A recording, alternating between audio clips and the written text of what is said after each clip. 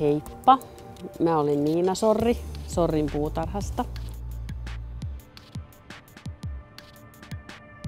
Meiltä on 8 kilometriä Turun keskustaan.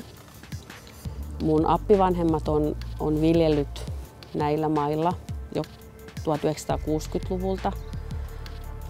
Ja minutkin on nähty Turun kauppatorilla jo yli 20 vuotta samassa paikassa myymässä meidän viljelemiä vihanneksia. Eniten meillä on salaatteja, yli 20 erilaista salaattilajiketta. Sen lisäksi meillä on retiisiä, hunajanaurista, tilliä, persiljaa, erilaisia yrttejä, ensimmäiset varhaisperunat ja porkkanat ja kaikki kaalit. Mun mielessä on pitkän aikaa ollut unelma siitä, että miten me voisimme jalostaa näitä salaatteja. Ja idea näiden salaattien pesemisestä ja pakkaamisesta valmiisiin kuluttajapakkauksiin syntyi 5 vuotta sitten.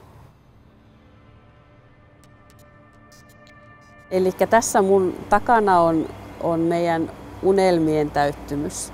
Eli täällä me pestään ja pakataan valmiita salaattisekoituksia ihmisille kotiin heti käytettäviksi.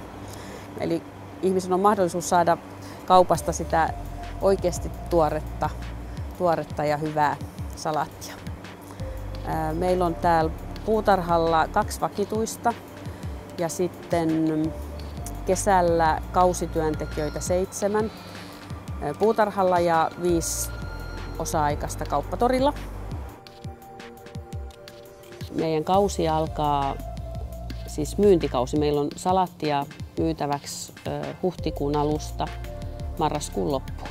Eli vähän noudatetaan vuoden aikoja ja silloin kun meillä on luonnonvalo, niin silloin ne kasvatetaan. Joka kevät ihmiset kysyvät, että jos meillä on jotain uutta.